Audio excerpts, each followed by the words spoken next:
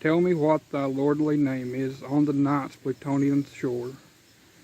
Quoth the raven, Nevermore.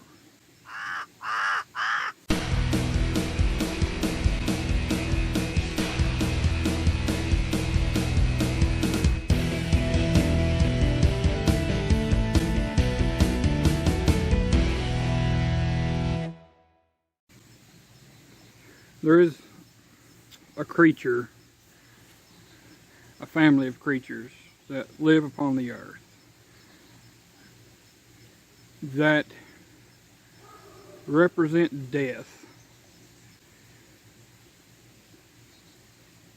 to a degree that is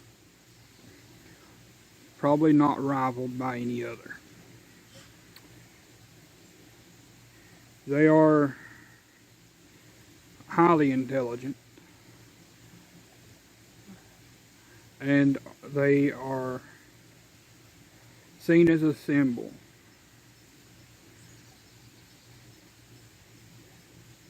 in many cultures. They are a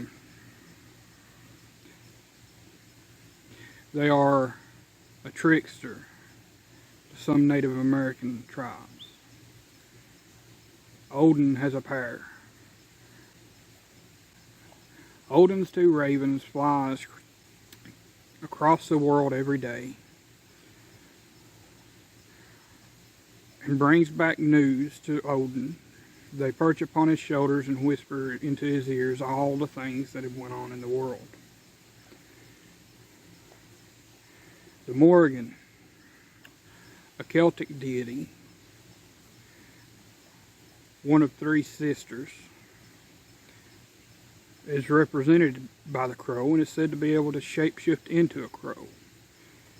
She is a goddess of death on the battlefield.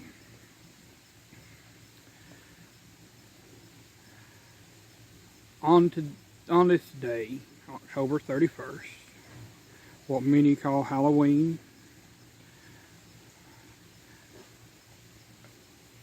others call Samhain, or something similar. I'm butchering the name, but this day in the Celtic tradition represents death more than any other. This day is the day after the last harvest. It's the beginning of change. As you can see, the leaves are changing. It is the time of dying or going to sleep. As we go into winter, you have the solstice, the shortest night of the year. And then into spring, when the world comes back alive. But these birds of the Corvus family have represented death in many cultures, from Hinduism to ancient Egypt, the Celts, and to Odin. Odin was a god of death. These birds represent death largely for the simple fact that they were seen, both ravens and crows were seen on battlefields after a great battle had taken place. They would gather to feed on the corpses of the battle. But as I said, these birds are extremely interesting. They're highly intelligent. It's problem-solving intelligence.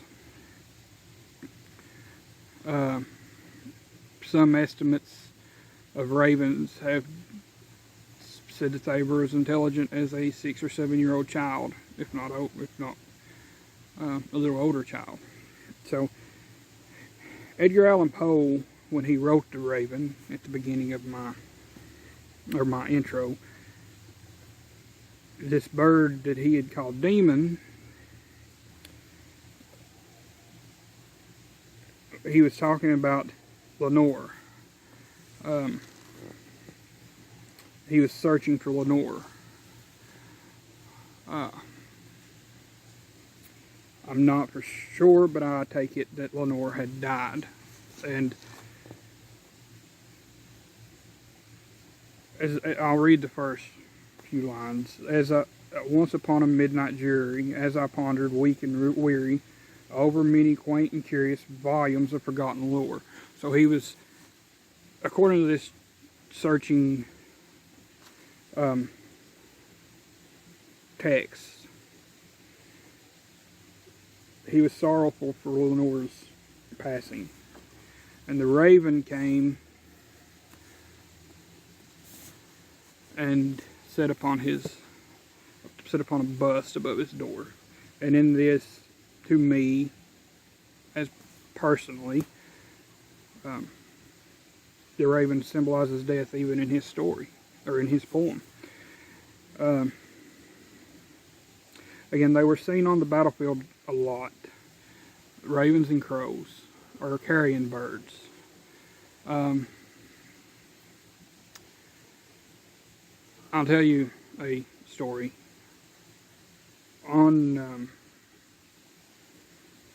It's a coincidence. When I was in college, one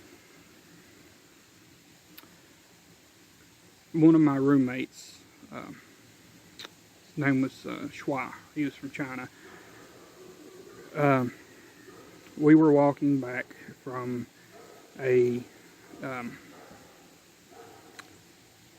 from lunch one day when a crow had flew towards me,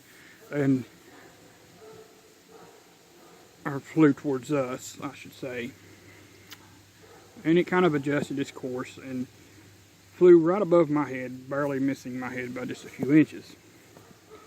I'm sure it landed on the ground behind us somewhere. Shui looked at me kind of startled and asked me what that meant in America. And I said it was just a crow. It's a bird. I said, and I said, why, what does it mean in China? And he said it meant death. Unfortunately, the next day when I woke up, I'd received a call that a family member had passed away. As again, this is a coincidence. But one that fits the narrative of this video, I guess. That is a completely true story. It's not something I've made up. But these are amazing creatures. The family corvus. There's quite a few of them. They have been spotted sledding on a jar lid. So, like on a house, the roof of a house, there was snow on it, and the crow would slide down the snow on a jar lid, and then fly back up top, and then slide down again.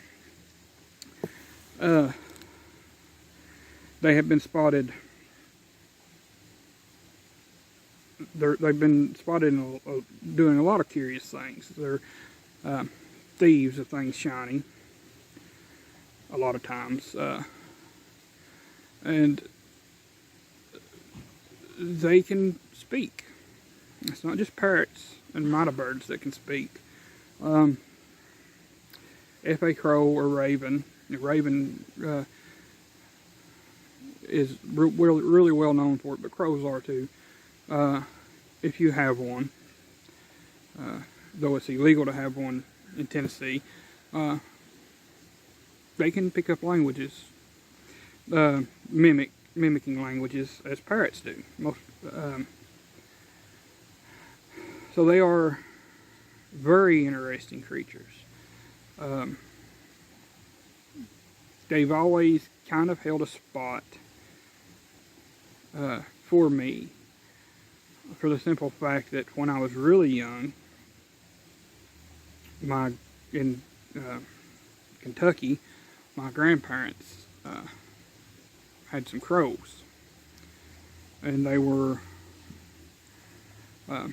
really interesting birds. I loved to watch them. They were outside most of the time, but they would fly in their cage. So these are birds that have been feared by